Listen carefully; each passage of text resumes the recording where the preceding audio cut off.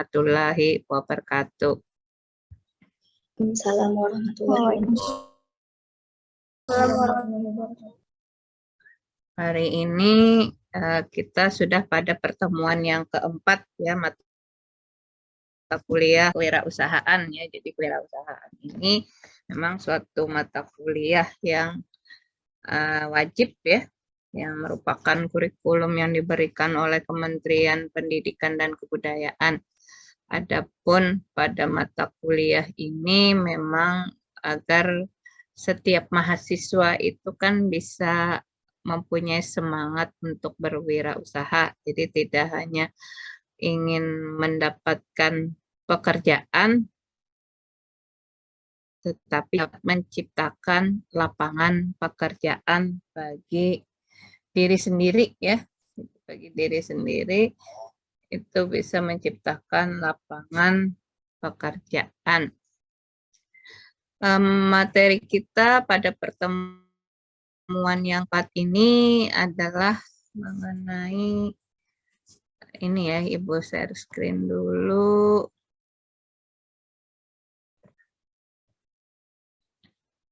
Jadi materinya adalah berorientasi pada tindakan, berorientasi pada tindakan.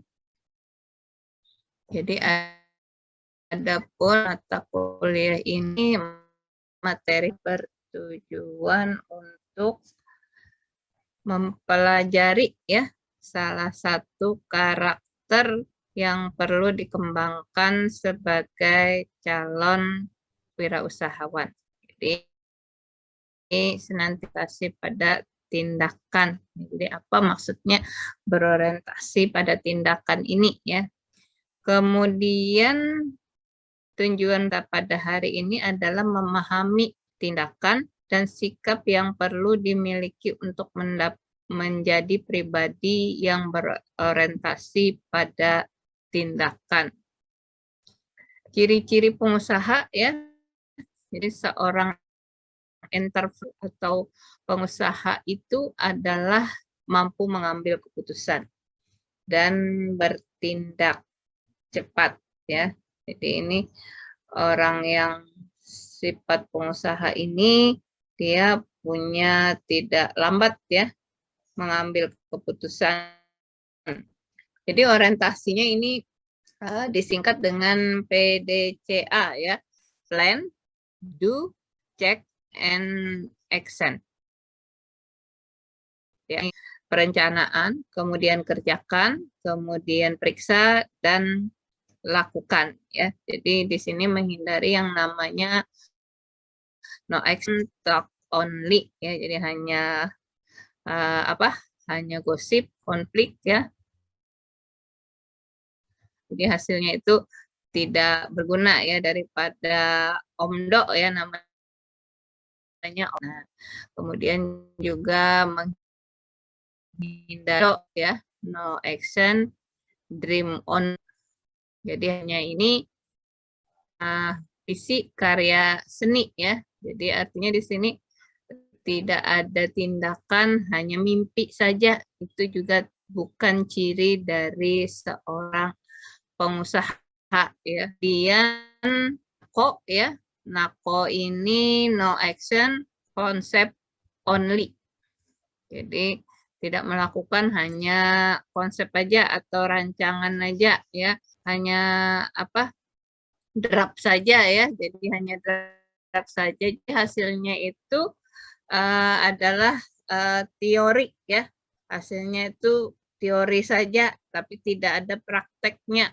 Jadi hanya suatu falsafah saja ya. Jadi ya itu tadi seperti orang ngomong doang aja tapi tidak apapun ya. Jadi memang ciri pengusaha itu harus beraction ya.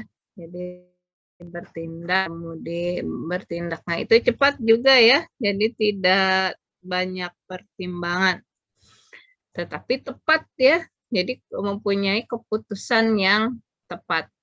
Nako, akademis, logikal, formal, lalu berhati-hati. Jadi memang kalau orang yang terlalu berhati-hati ini ya ada jadi kan tidak melakukan tindakan yang gerasa gerusu ya, itu juga berbahaya. Tapi memang dalam hal ini pengusaha itu tetap harus berhati-hati ya, walaupun dia melakukan suatu tindakan cepat ya.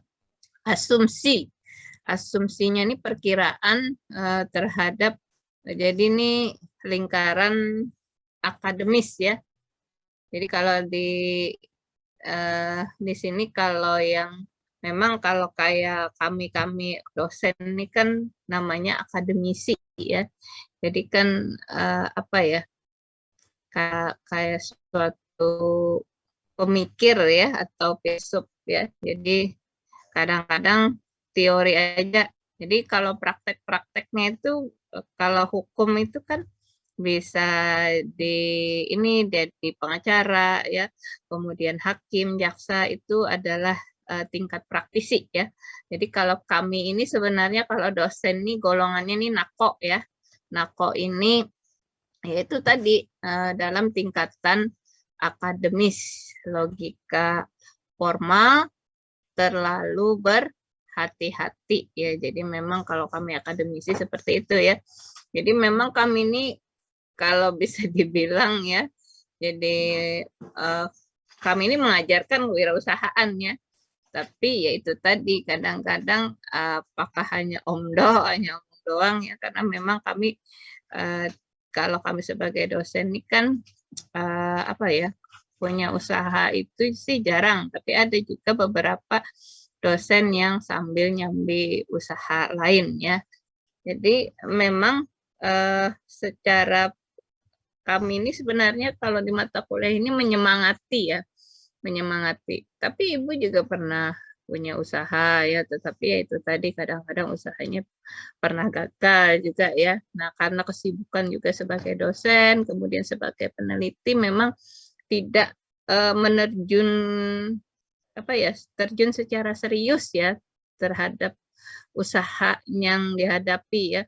Jadi Ibu pernah juga mendirikan koperasi dan koperasinya masih jalan sih ya di lingkungan Fakultas Hukum. Tapi memang karena pandemi ini juga berdampak ya terhadap usaha koperasi ya. Jadi memang kesibukan sebagai dosen itu kadang agak sulit untuk konsentrasi ya terhadap usaha ya. Jadi memang kalau usaha itu ya bagusnya itu harus diseriusi ya, maksudnya diseriusi. Ini fokus, jangan juga kalau punya uang itu usaha itu cuma modalnya saja ya. Jadi kita ikut juga terlibat dalam manajemen usaha tersebut ya, karena memang kalau uang ya di tangan orang lain itu kan agak sulit ya. Jadi lebih baik kita yang usaha langsung ya. Jadi usaha langsung daripada kita sebagai pemodal. Karena kan banyak sekarang itu penipuan itu ya. Penipuan kita menanamkan modal uang, timbul uangnya hilang ya. Nah, itu yang sangat beresiko. Jadi memang usaha itu lebih baik kita tangani sendiri. Jadi kita tahu resiko yang kita hadapi sebenarnya ya. Lanjut ya. Kemudian di sini ada 8 kebiasaan ya, habit of highly effective people. Jadi kebiasaan seseorang yang mempunyai efektivitas tinggi ya. Jadi orang yang memang mempunyai pemikiran yang hebat ya, atau dalam hal ini dia berpikir positif. Dia memang habitnya ini kebiasaannya adalah proaktif ya. Dia memang punya proaktif itu kan punya inisiatif sendiri ya. Punya inisiatif sendiri, kemudian juga kedua adalah bermula dari ujung pemikiran. Jadi end of mind ya. Jadi bermula dari ujung pemikiran ini dia berpikir bahwa dalam memulai usaha itu memang harus tidak mesti harus ada modal ya, tapi juga bisa dari kepercayaan misalnya kan. Kemudian orang yang punya habit highly effective people ini menurut Stephen Covey ya, ini dahulukan hal yang utama. Jadi ada skala prioritas ya. Jadi memang kadang-kadang tidak semua apa ya kita ambil ya. Jadi usaha ini, usaha itu, tapi kita fokus pada satu usaha misalnya kan.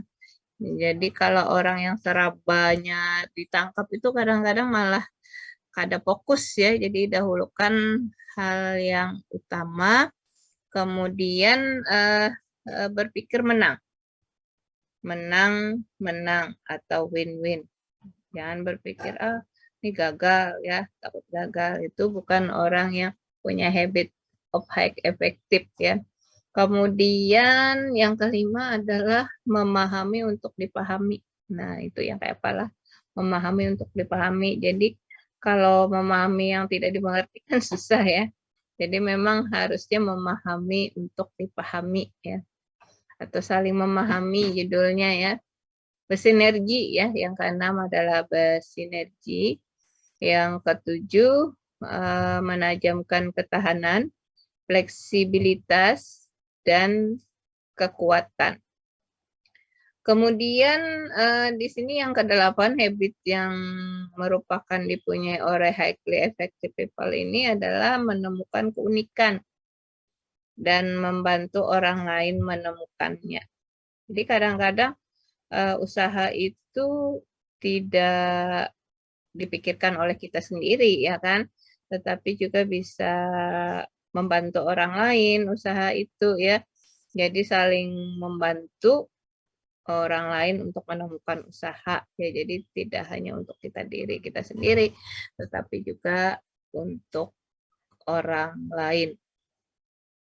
Nah, contohnya kan ada beberapa yang yang orang-orang sukses ya, yang seperti pengusaha di Bali itu yang Krishna itu ya.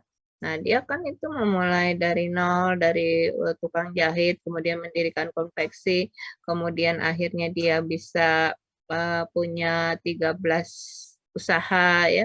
Artinya memang dia punya naluri ya, naluri berbisnis, punya keputusan yang cepat ya, dan dia juga katanya salah satu kunci kesuksesannya adalah mau berbagi ya dengan orang lain. Jadi saling memberi ya. Jadi tidak kesuksesan itu tidak hanya untuk diri sendiri tapi dibagi kepada orang lain. Nah, sifat yang 8 ini proaktif ya. Proaktif ini kan inisiatif ya, mengambil inisiatif untuk bertindak. Bukan menunggu dan berwacana. Jadi berwacana itu ya teori aja. Jadi hendak ini itu kan cuma cita-cita ya, tetapi harus melakukan suatu tindakan ya. Kemudian yang kedua adalah mengambil tindakan sebelum sebuah kejadian yang tidak dikehendaki muncul. Jadi artinya nih orang yang terlatih juga ya di lapangan, tapi juga orang yang terlatih di lapangan ini tidak hanya sekedar pengalaman, jadi pengalaman tetapi juga memiliki intuisi. Jadi orang ini baik, orang ini baik untuk bekerja sama misalnya, ini usaha ini memang bisa dilakukan. Jadi ini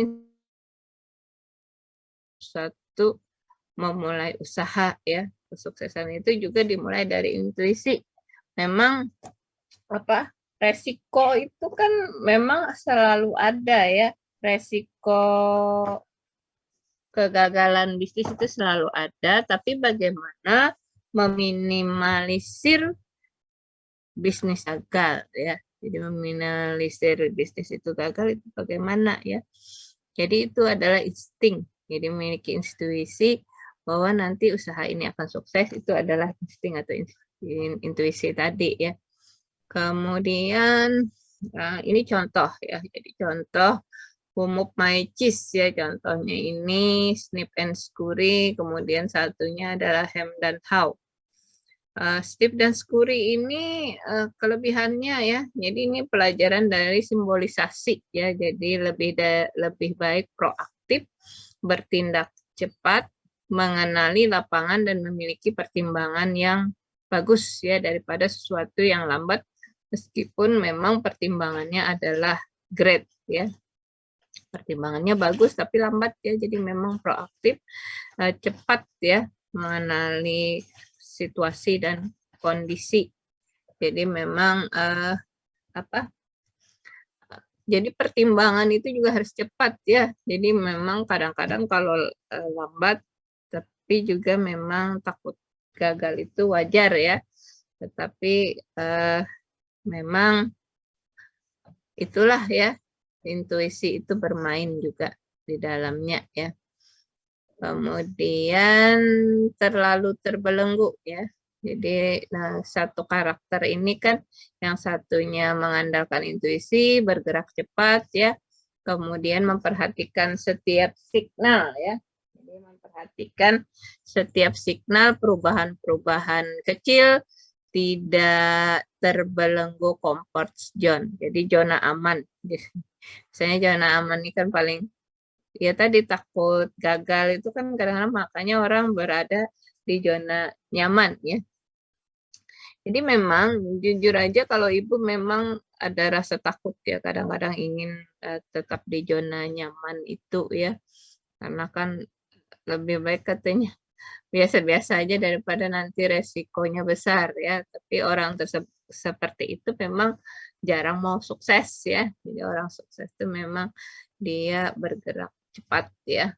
Jadi kalau yang satunya ini, karakter satunya ini, Hem dan How ini orangnya ya tadi comfort zone ya, terlalu terbelenggu oleh comfort zone, kemudian terlalu terbelenggu risiko daripada keuntungan. Jadi memang lambat ya kalau orang yang terbelenggu oleh resiko itu ya, karena ya tadi takut gagal. Kemudian menyalahkan lingkungan, ketika gagal itu menyalahkan lingkungan. Itu yang ibaratnya orang yang bukan tipe pengusaha ya. Kemudian tidak memperhatikan perubahan-perubahan kecil. Jadi perubahan-perubahan kecil itu juga sangat signifikan ya untuk suatu kemajuan. Kemudian terlalu terbelenggu pemikiran daripada tindakan ya. Tadi selalu berpikir aja, tetapi tidak ada tindakannya ya. Nah, ini memang seorang yang manusia yang kurang ini ya, kurang berpikir maju lah istilahnya. Kalau yang Snip dan Scurry ini kan mengandalkan intuisi, kemudian bergerak cepat, kemudian memperhatikan setiap signal perubahan-perubahan kecil. Karena perubahan-perubahan kecil itu juga adalah peluang usaha ya. Jadi seperti kalau orang yang menyalahkan lingkungan itu kan contohnya ini pandemi ya. Jadi artinya pandemi ini usaha ngalih benar ya, biasanya itu kan menyalahkan lingkungan. Tetapi kalau orang yang punya peluang itu dia tidak memikirkan apakah ini pada masa pandemi ya Pak.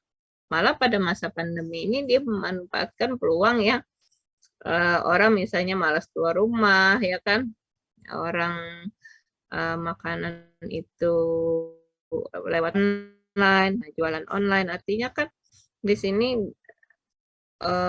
dampak-dampak yang seperti pandemi ya, krisis ekonomi itu bukan hal yang halangan bagi untuk seorang itu berusaha ya.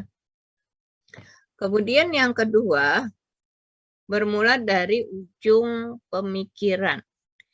Jadi tidak sekadar tujuan, tetapi tujuan yang benar. Nah, itu yang dimaksud bermula dari ujung pemikirannya. Agar mencapai tujuan yang benar. Tuliskan misi pribadi hidup Anda yang menggambarkan tujuan dan citra diri Anda. Jadi ditulis nih, kelebihannya apa ya yang dalam diri Anda nih. Nah, kalau perlu kawan menilai kelebihan dalam diri Anda, kekurangan Anda apa. Jadi kelemahan dan kekuatan ya itu harus Anda gambarkan dari tujuan Anda memulai suatu usaha ya. Kemudian misi pribadi ditemukan melalui serangkaian tindakan atau kejadian-kejadian pahit sehingga membentuk kebajikan dan filosofi hidup. Jadi memang kejadian-kejadian pengalaman pribadi ya, pengalaman orang tua, pengalaman orang lain itu bisa dijadikan pemacu ya, pemacu memicu Anda untuk lebih sukses.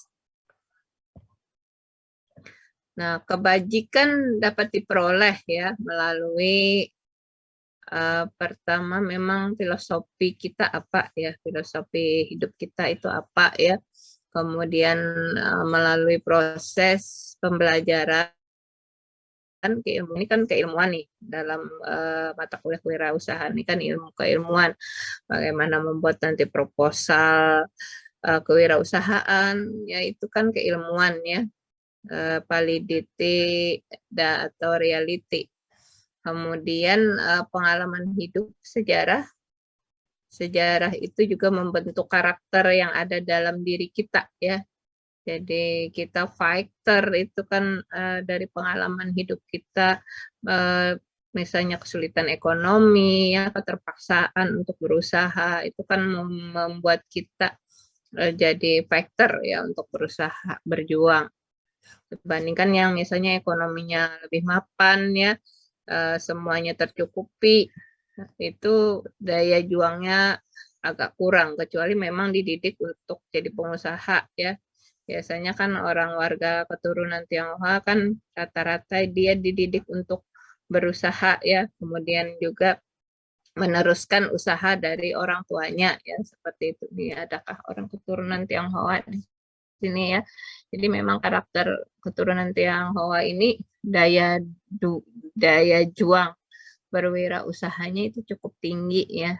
Karena memang karakternya dia tidak mau diatur, dia maunya memimpin ya. Karena kalau bekerja untuk orang lain ya, di kantor itu kan jadi suruhan ya. Tapi kalau dia berusaha jadi pengusaha itu kan dia yang bosnya ya. Walaupun misalnya usahanya tidak terlalu besar ya, tapi dia jadi bosnya ya paling tidak.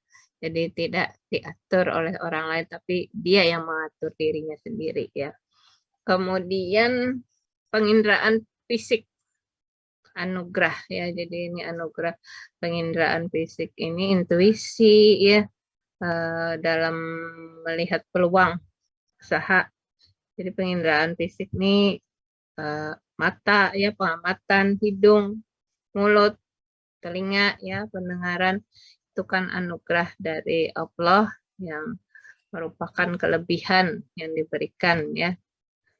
Nah, penginderaan manusia tingkat 1, jadi mulai dari bayi ya ada stimulus, stimulus ada hangat, panas, dingin, kemudian gerakan-gerakan, konsep dan bahasa tubuh. Dan itu juga yang menggerakkan intuisi kita ya. Intuisi kita terhadap lingkungan sekitarnya ya. Kemudian penginderaan manusia tingkat 2 dan 3. Agar mempunyai intuisi ini, matangkan panca indera dengan pengalaman. Jadi pengalaman ini biasanya membentuk karakter dalam diri manusia ya, apakah itu pengalaman orang tua atau pengalaman tetangga ya, kesuksesan seseorang ya, itu juga mematangkan pengalaman lewat panca indera ya. Dalam hal ini di sini pertama adalah memaksimalisasi ya atau optimalisasi penginderaan dan pengalaman lapangan dan sinkronisasi pikiran. Kemudian indera keenam diaktifkan Nah, indra keenam nih yang diaktifkan nih bukannya indra keenam nih orang yang ya tadi intuisi, memainkan intuisi tadi ya, kemudian action atau movement, bergerak ya. Jadi memang bergerak itu penting sebagai salah satu tindakan tadi ya. Kemudian penginderaan manusia tingkat 4 merupakan tahap yang tertinggi, tahap penerapan pengetahuan dengan kebijakan. Kebijakan membuat kepemimpinan seseorang lebih sekedar memimpin biasa, dan magnet yang berisi misi, hope, dan inspirasi. Jadi memang kalau orang berjiwa kewirausahaan ini juga berjiwa kepemimpinan ya, karena dia kan ahli memanajemen sesuatu usaha ya, jadi bisa saja nanti dia tidak hanya berusaha sendirian, tetapi dia juga dibantu misalnya oleh saudara ya atau karyawan ya. Itu unit itu dia harus ada naluri kepemimpinannya ya. Nanti juga ada materi terkait dengan kepemimpinan ya. Selanjutnya hidup dengan kejelasan tujuan. Jadi memang kalau untuk pengusaha itu harus berorientasi tindakan, hidup itu harus ada kejelasan tujuan ya. Jadi kejelasan tujuan ini untuk menjadi seseorang yang berorientasi pada tujuan, maka lakukanlah dalam hidup Anda langkah-langkah berikut. Jadi langkah-langkahnya ini adalah pertama, tetapkan tujuan akhir. Jadi jangan melihat apa ya, awal tuh sakit-sakitnya itu jangan dilihat. Jadi lihatlah nanti ketika Anda bekerja keras, mendapatkan tujuan akhir itu hidup bahagia, ya sehat, terjamin secara ekonomi dan sejahtera. Kemudian selanjutnya tentukan langkah-langkah kecil untuk mencapai tujuan tersebut. Menyelesaikan studi ya. Nah, itu kan langkah-langkah kecil nih, ya kan? Anda sudah semester 2, bagaimana nanti IPK semester 2 ini tinggi ya, harus belajar, bekerja keras ya, dan menyelesaikan masa studi kalau bisa 3,5 tahun misalnya, itu kan target-target kecil ya. Kemudian nanti setelah lulus bisa langsung punya usaha ya, atau dalam hal ini bekerja dulu cari modal ya. Jadi memang seperti Haji Krishna yang di Bali itu yang punya pusat oleh-oleh Krishna itu kan dia mulai dari bekerja pada orang lain ya, kemudian dia membeli mesin jahit, membuka konveksi ya. Jadi dulunya dia adalah penjajah koran kalau tidak salah ya.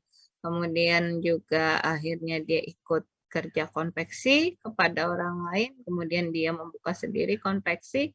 Nah, itu kan artinya dia punya target. Jadi kerja itu untuk mendapatkan modal lalu membuka usaha ya. Kemudian selanjutnya perhatikan setiap kemajuan yang sudah dicapai. Jadi misalnya kalau sudah ada usaha itu dievaluasi, lalu berevolusi, pindah usaha ya. Kalau memang usaha itu tidak cocok, misalnya ini kalau cocok atau kurang maju-maju usahanya itu ya cukup, tapi ketika pindah usaha yang lain itu malah menambah kehidupan ekonomi yang lebih baik. Jadi jangan pasrah, usaha itu aja secukupnya makannya, jangan seperti itu. Itu bukan tipe dari seorang wirausaha ya. Kemudian merekrut manajer ya, kalau yang sudah perusahaan, apalagi misalnya ada bentuk usaha CP atau apalagi PT ya. Kemudian memperbaiki proses produksi, itu adalah evaluasi ya. Kalau usaha itu sudah jalan, itu bagaimana misalnya membuat keripik ya, keripik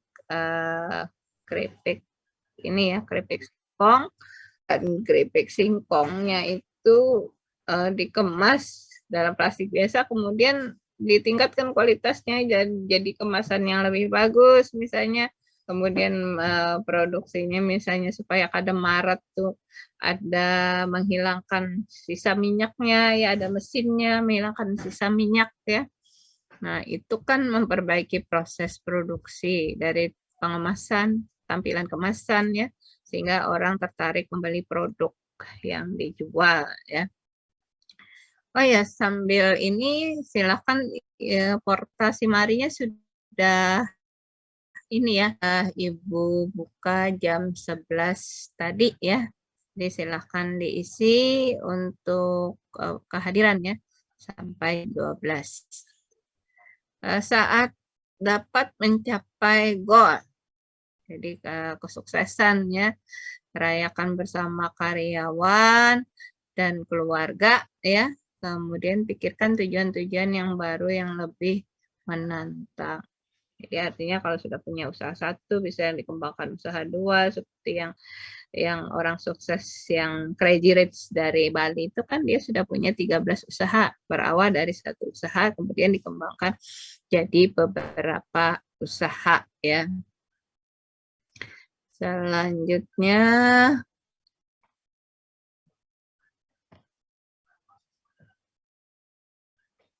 dahulukan hal yang utama. Jadi ini skala prioritas lah istilahnya ya. Jadi jadikanlah kebiasaan itu berkaitan dengan sikap yang mengedepankan prioritas. Jadi bisa membedakan antara urgen dan penting. Kalau urgen itu sifatnya mendesak ya. Kalau penting itu membutuhkan perhatian besar.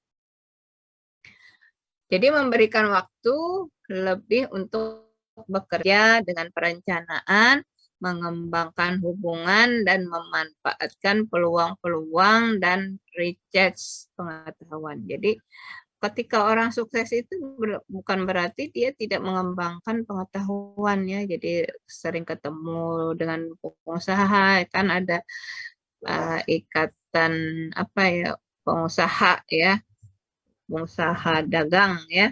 Jadi ada pertemuan-pertemuan seperti itu juga akan belajar mengenai bagaimana mengembangkan suatu usaha ya. Kemudian nanti kalau usaha-usaha mikro kecil itu kan nanti akan dibina oleh kementerian atau dinas koperasi ya. Kemudian Dinan. Nah, itu nanti akan menambah pengetahuan dan ilmu bagaimana pengemasan yang baik, bagaimana sesuai dengan izin izin kesehatan, Balai POM ya. Nah, itu akan diajarkan oleh atau dibina ya oleh para dinas-dinas itu ya. Jadi memang menambah pengetahuan itu sangat penting untuk meningkatkan kualitas baik itu kemasan,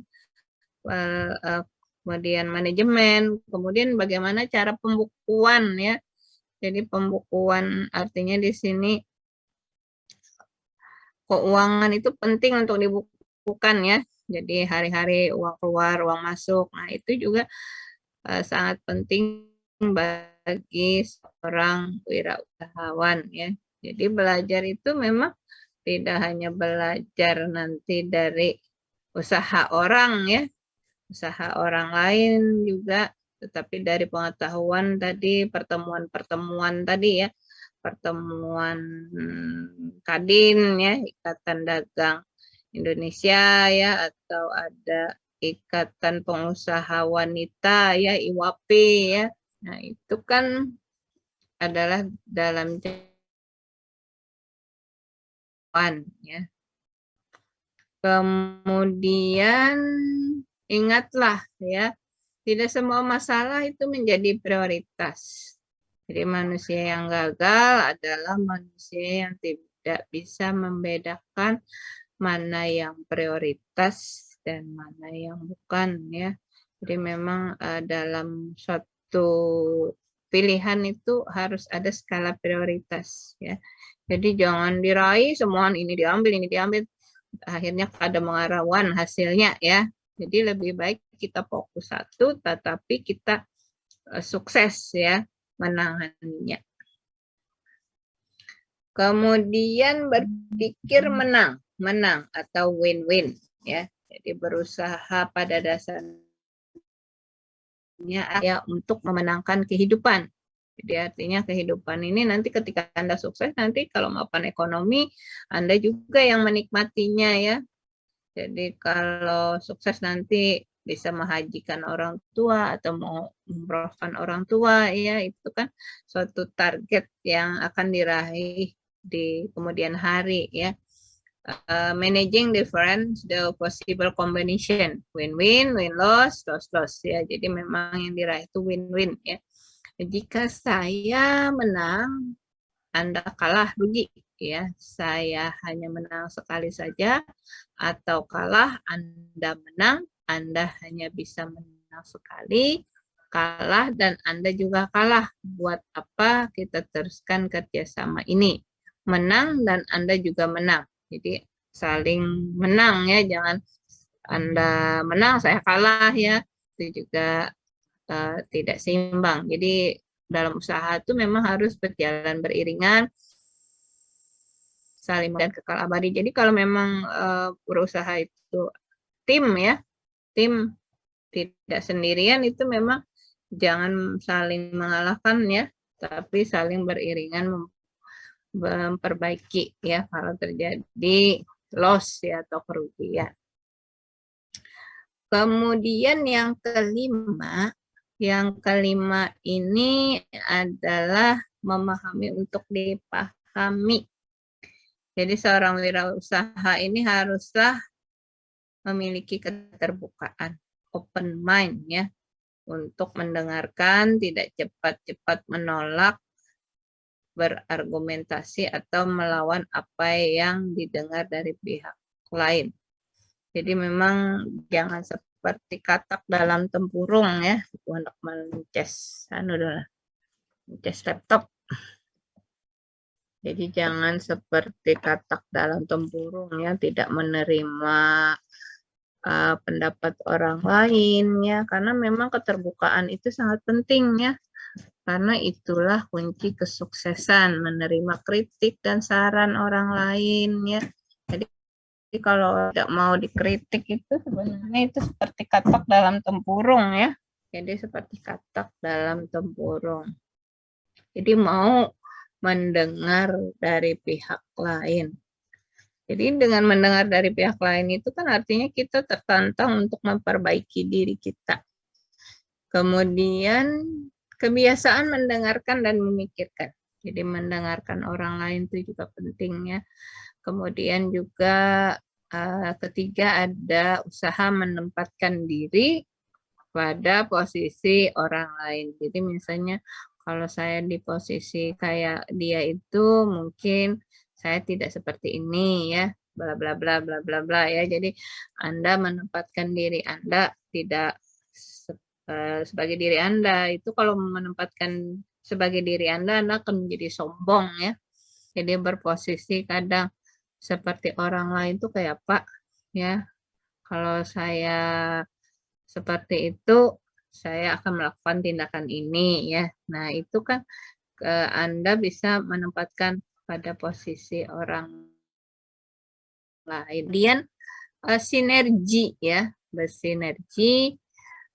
Seorang wirausaha ini harus mencari sinergi, yaitu suatu total yang lebih besar dari penjumlahan elemen-elemen tunggal.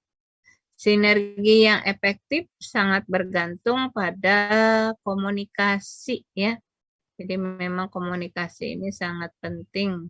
Jadi tim kalau ketika berusaha itu ada beberapa teman ya yang membantu kita ya. Jadi masing-masing itu ada pembagiannya sendiri, tugas-tugasnya sendiri.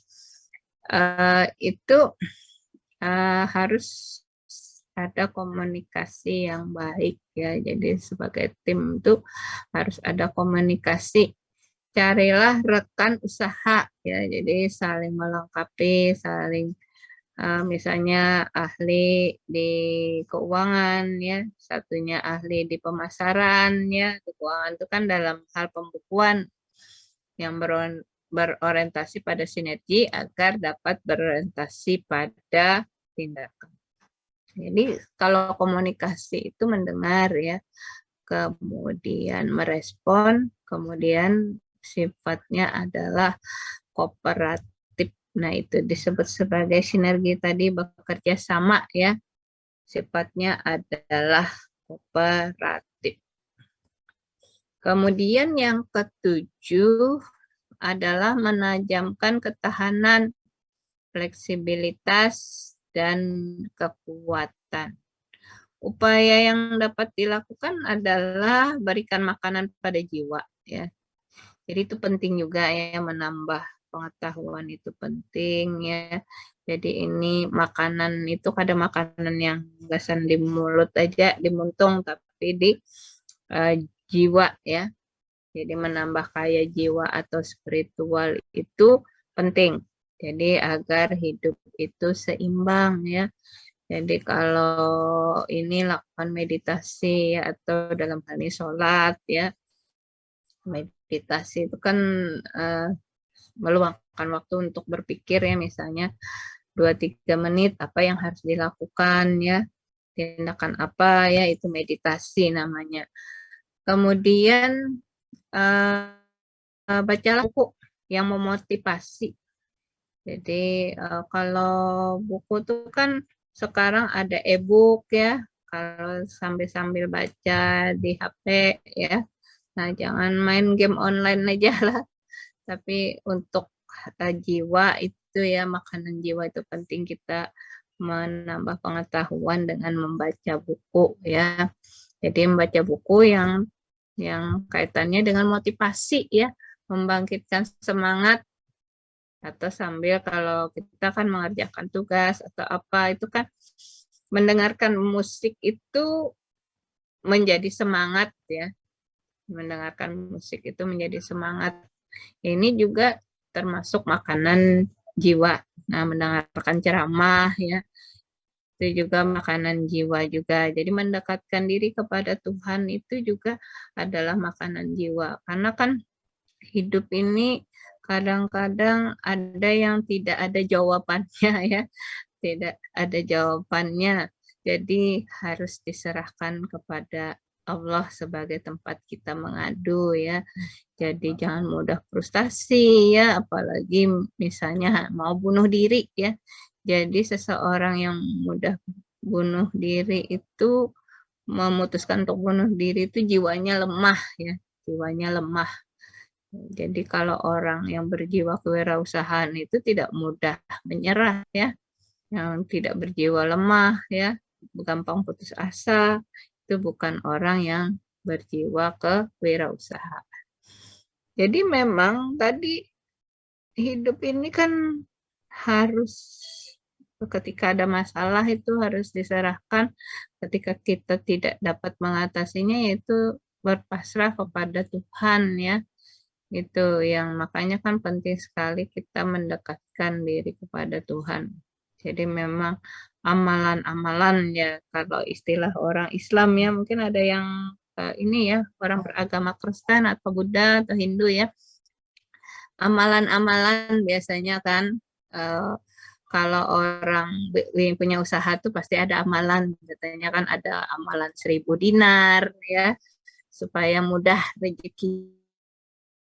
Nah, itu kan misalnya istighfar 1000 kali misalnya. Nah, itu kan suatu cara ya dalam hal memberikan makanan jiwa tadi. Jadi memang berserah diri kepada Tuhan ketika sudah ada usaha tadi ya, usaha sudah ya. Jadi kita tinggal ya itu tadi ada ikhtiar-ikhtiar tadi, amalan-amalan tadi untuk memudahkan rezeki ya, itu juga sangat penting ya. Jadi jangan pernah takut menghadapi kesalahan kecil ya. Jadi artinya kesalahan kecil aja kita sudah putus asa ya, apalagi kesalahan besar ya. Nah, itu juga jangan sampai terjadi di diri Anda ini ya. Jangan sampai terjadi seperti itu. Yang ada itu smart mystic versus dumb mystic. Ya, jadi ingatlah ketika manusia menciptakan pensil, manusia juga menciptakan penghapus. Jadi kesalahan yang ada itu maafkanlah diri Anda ya. Kadang-kadang kan kita ketika terjadi kegagalan ya, itu kan agak sulit memaafkan diri kita sendiri ya. Sedangkan tadi falsafahnya pensil aja kalau kita salah itu kan ada penghapus ya. Kalau pulpen dihapus dengan apa? Tip X ya. Jadi bukan yang terkuat ya sebenarnya yang bisa bertahan di kehidupan ini, melainkan yang bisa adaptasi itu yang berumur panjang. Ya, ini pendapatnya Charles Darwin ya. Jadi bukan yang terkuat ya, bukan yang terkuat yang bisa bertahan di kehidupan ini, tetapi yang bisa beradaptasi. Jadi artinya seorang pengusaha itu harus bisa beradaptasi ya. Ketika misalnya terjadi pandemi ya, usahanya yang gagal, bangkit lagi, cari usaha peluang yang memungkinkan di masa pandemi ini ya. Nah, itu bersifat adaptasi namanya ya. Contoh di sini adalah seorang usahawan ya, Pea Body. Ya, beliau ini adalah wirausahawan internet membangun tripod ya, jadi tripod.com. Dia melakukan latihan blind fight. Blind fight ini, blind itu kan buta ya, buta, fight itu berkelahi ya, berkelahi buta ya artinya di sini. Walaupun dia ini ya mendapatkan serangkaian penolakan, bahwa percaya bahwa usahanya kelak berhasil dan diterima. Jadi memang ya rata-rata pengusaha itu awalnya mereka ditolak ya, produk-produk yang diusahakannya itu belum dikenal oleh konsumen ya. Jadi artinya kan pengenalan dulu nih oleh konsumen, sama halnya dengan Apple ya. Yang itu nah, Apple Be Good ya. Nah, itu kan dia awalnya juga tidak ditolak ya, artinya tidak diterima ya produknya. Tapi akhirnya kan lama-kelamaan itu menjadi suatu nama yang besar ya Apple itu. Jadi memang awal usaha itu kan wajar ditolak orang ya, tapi itu tadi bagaimana bisa bertahan ya, bertahan terhadap usaha tersebut. Dia belajar menerima kata-kata penolakan. Nah, itu suatu yang wajar ya. Kita dihujat netizen aja kada tahan ya. Artinya memang kita itu kuat ya ketika dihujat netizen ya, atau dihujat orang, tapi dia bisa menghadapinya dengan kepala dingin. Jadi memang contohnya seperti Presiden Jokowi itu sering dihujat, dia tahan ya. Nah, artinya dia memang punya kepribadian yang kuat. Jadi tidak mudah menyerah ya. Jadi ia berubah menjadi penerimaan. Jadi kritik-kritik orang itu berubah menjadi penerimaan. Dan dia meyakinkan bahwa investasi mereka dapat membuahkan hasil. Nah, itu ya suatu keyakinan ya. Jadi ketika terjadi suatu penolakan itu bukannya kita putus asa, menyerah ya, tapi menerima penolakan itu menjadi arah yang lebih baik ya. Selanjutnya yang ke-8 ya, temukan keunikan pribadi, bantulah orang lain menemukannya. Dari perilaku efektif menjadi luar biasa ya, mulai dengan menemukan atau mengenali keunikan diri sendiri. Jadi tulis saja di kertas nih, nah, kelebihan atau kekuatan yang dalam diri Anda ini, misalnya rajin orangnya, ya kan. Tapi misalnya kelemahannya tidak percaya diri, misalnya kan. Nah, itu kan ada kekuatan, ada kelemahan ya. Jadi belajar melihat potensi diri ya. Jadi di sini kalau ingin melihat potensi diri ini ada 4 elemen utama. Pertama, pikiran, mind. Pikiran kita tuh negatif thinking kah, positive thinking kah? Kemudian tubuh tuh harus sehat ya. Jadi rajin olahraga juga penting ya. Jangan ketika kuliah online ini tambah mager ya, tidak ada gerak. Nah, itu juga jadi makanya kan di balik badan yang sehat terdapat jiwa yang sehat. Nah, itu kan. Jadi memang tubuh harus dijaga, dipelihara, kemudian hati juga tadi makanan hati tadi kan mendekatkan kepada Tuhan ya, jiwa juga ya. Nah, jadi jangan sampai pada masa pandemi ini pada sakit jiwa ya kan. Katanya banyak artis-artis tuh yang sakit jiwa ya. Jadi memang sakit jiwa itu bukan berarti gila, bukan ya. Seperti siapa itu ya? Seperti artis siapa itu yang mengalami dia seperti mudah putus asa, timbul menangis sorangan ya. Nah, itu kan ada dalam diri itu penyakit jiwa, gampang gembira karena tiba-tiba mendadak gampang sedih ya. Itu kan masalah penyakit jiwa ya. Jadi sebenarnya harus kita atasi dari diri Anda sendiri ya. Jangan sampai ya jadi memang kayak orang yang kayak artis itu ternyata hidupnya tertekan ya. Tertekan, mudah apa kecemasannya tinggi ya.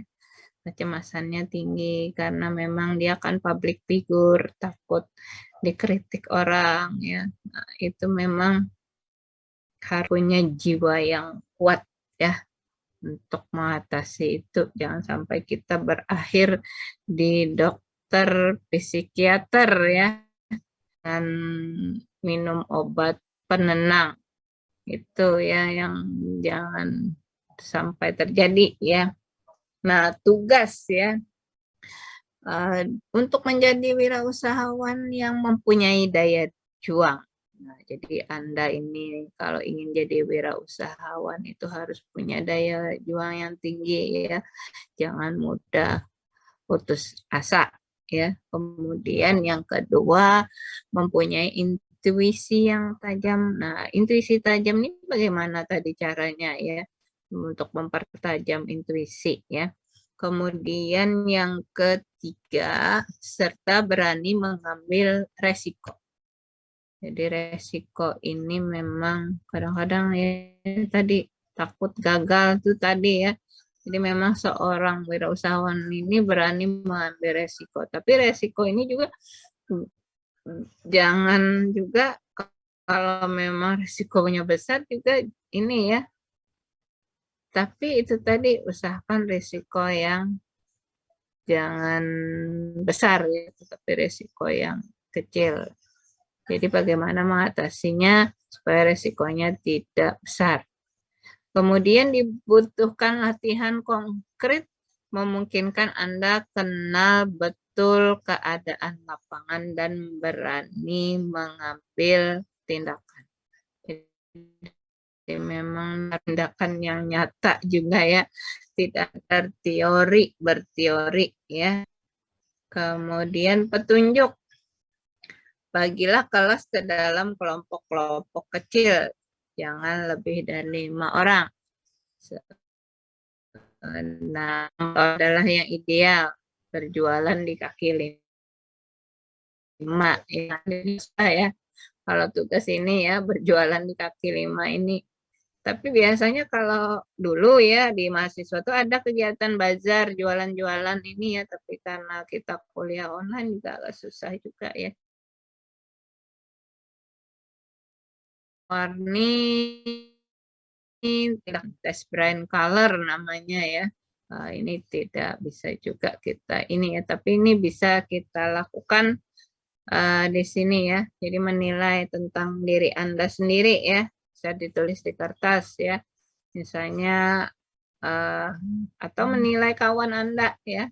Jadi si A ini terorganisir. Jadi ketika dalam kelompok itu, nah, kan ini kan ada disuruh berkelompok ya, membuat kelompok ya untuk tugas. Nah, di dalam misalnya ada tim itu ada 4 atau 5 ya. Jadi masing-masing menilai, oh si A ini terorganisir, oh si B ini kreatif, oh si C ini mandiri, kemudian D itu antusias. Jadi menilai. Jadi nanti itu yang mana menjadi kekuatan, yang mana menjadi kelemahan. Dan itu ketika bersinergi, A, B, C, D ini menjadi suatu kekuatan, ya kan? Jadi kelemahan dan kelebihan itu saling membantu ya. Kelebihan dan kelemahan itu saling membantu. Nah ini terusah gini lah. Nah, Ibu ada tugas sebenarnya hari ini ya. Nah, nanti bisa diperiksa di e-learning ya tugasnya. Itu adalah membuat, jadi ini tugasnya perorangan ya, bukan tugas kelompok ya. Jadi ini bukan tugas kelompok, tetapi tugas perorangan. Nah, waktunya ini Ibu wacanakan adalah 2 minggu ya. Nah, itu bisa dibaca kan ada deadline-nya ya, ada deadline-nya untuk tugas ini ya. Jadi petunjuknya bisa diunduh nanti di ini ya, di e-learning itu juga ya. E-learning itu nanti di sini memang ada di RPS sebenarnya tugasnya ini, tapi sudah Ibu kopikan ya ke e-learning. Jadi tugasnya ini adalah survei mencari faktor pemicu menjadi wirausaha. Jadi tugasnya ini sebenarnya satu aja lah. Ini kan 2 unit usaha kecil ya. Jadi bisa usaha mikro, kecil, dan menengah sebenarnya ya. Jadi nanti ini diralat jadi satu saja ya. 1 unit usaha, bisa usaha mikro, bisa usaha kecil, bisa usaha menengah ya. Bisa aja usaha, bisa juga, tapi kalau misalnya bagaimana Bu usaha keluarga ya, tapi bagusnya kan ini bisa silang nih. Kalau misalnya sudah punya usaha, bagusnya belajar dari usaha orang lain. Jadi itu kan namanya berorientasi tindakan tadi ya, belajar dari pengalaman orang lain. Nah, ini kan sebenarnya adalah belajar dari pengalaman orang lain. Jadi bisa saja dalam bentuk membuat produk atau jasa. Kalau produk itu kan misalnya membuat makanan ya, itu produk ya, membuat misalnya apalagi kalau di Queen ini kan ada yang membuat kayak apa ya, tuangan-tuangan wadai itu, nah tuangan-tuangan wadai dari aluminium ada ya. Nah itu membuat produk ya. Nah kalau jasa ini kan fotokopi, jasa pengantaran barang atau kurir ya. Nah jasa bisa juga ya. Jadi di sini Anda ini nanti diminta untuk wawancara ya. Jadi wawancara kepada pemilik usaha dan mengungkapkan faktor-faktor pemicu apa sehingga bisa bertahan berwirausaha sampai sekarang ya. Jadi misalnya sudah 1 dekade misalnya berusaha mulai tahun 2012 sampai 2022 misalnya kan, artinya bisa bertahan sampai sekarang, itu bagaimana kiat-kiatnya ya. Jadi di sini Anda ini ya ada suatu pedoman. Ini kan Ini namanya pedoman wawancara ya, kunci pertanyaan ini adalah pedoman wawancara.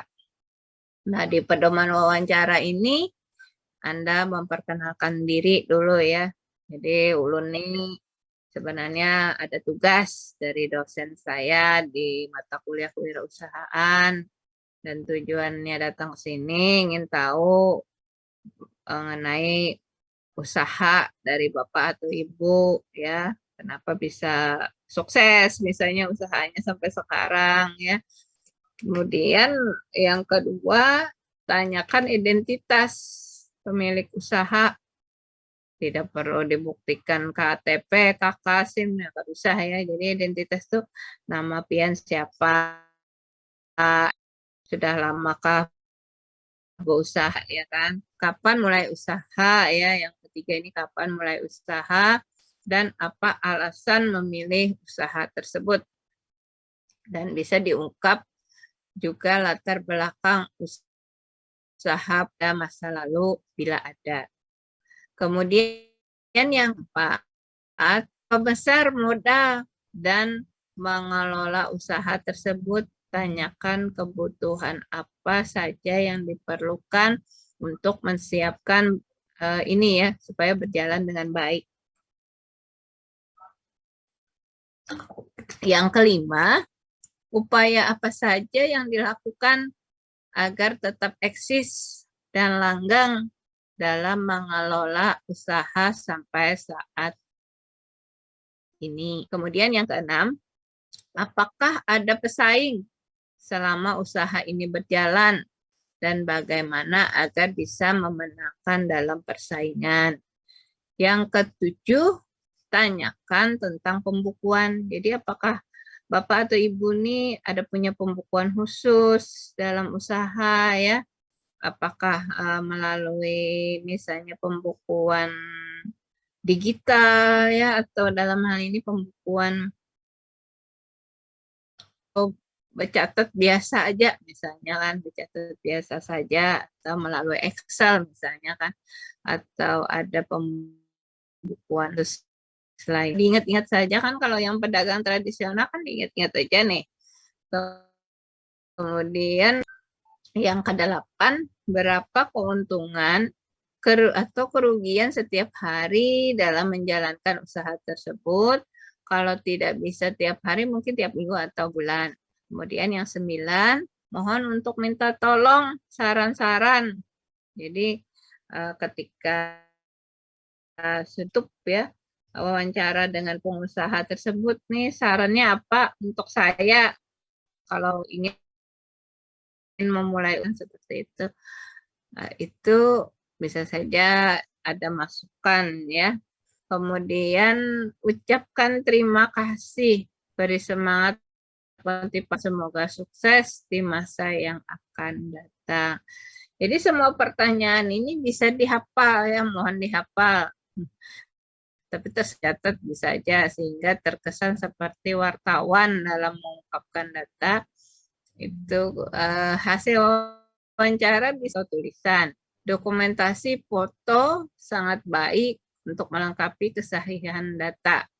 Jadi laporannya ini esai minimal 2 halaman dan dilengkapi dengan foto-foto kegiatan. Ingat jangan ada yang sama. Nah, kalau sama kalimatnya, uang yang disurvei tempatnya sama.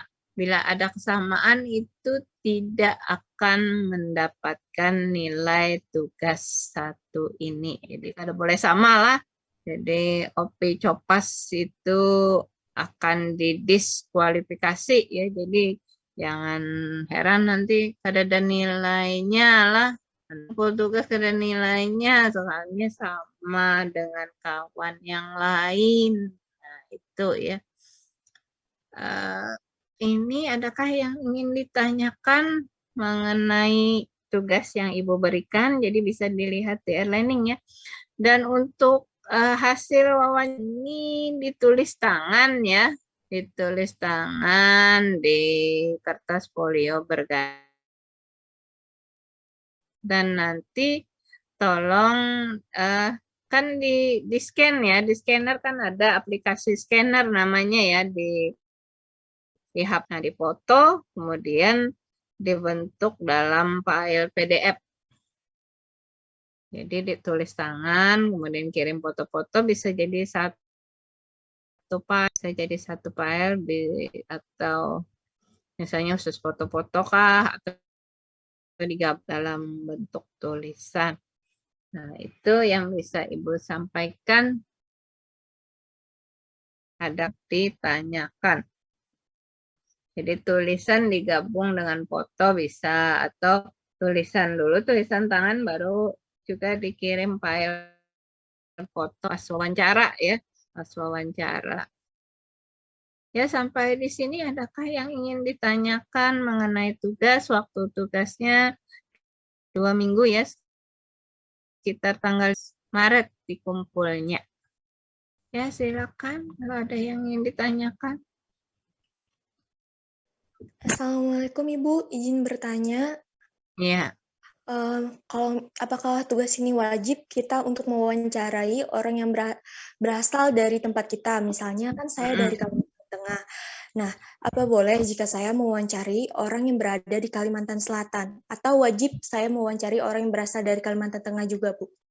Terima kasih. Ya, Anda yang nyamannya itu di mana kamu berdomisili?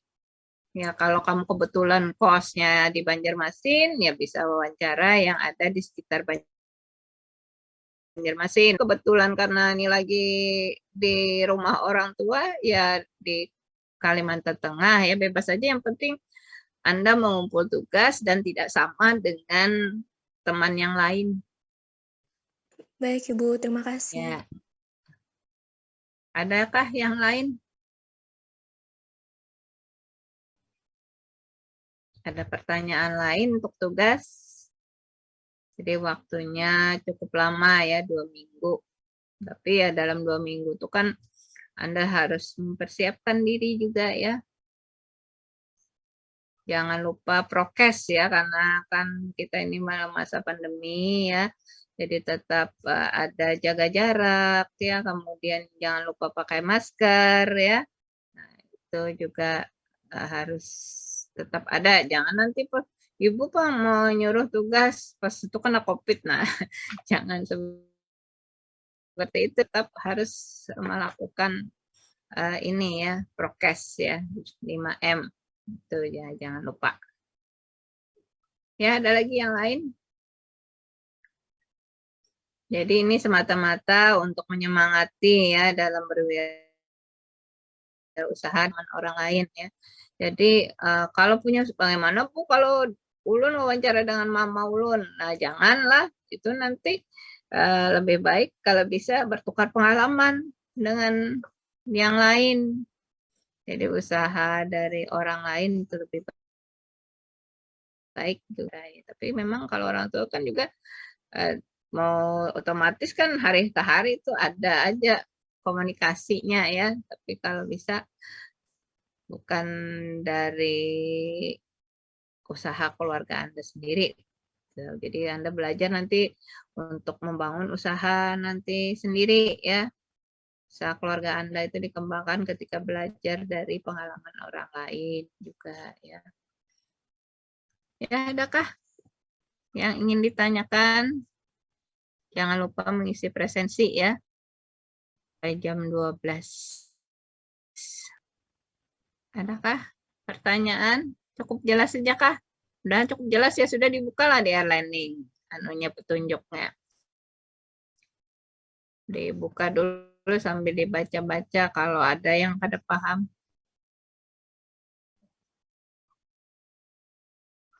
Dan mudahan sudah paham aja, kalau lah semuaan bisa dimengerti lah.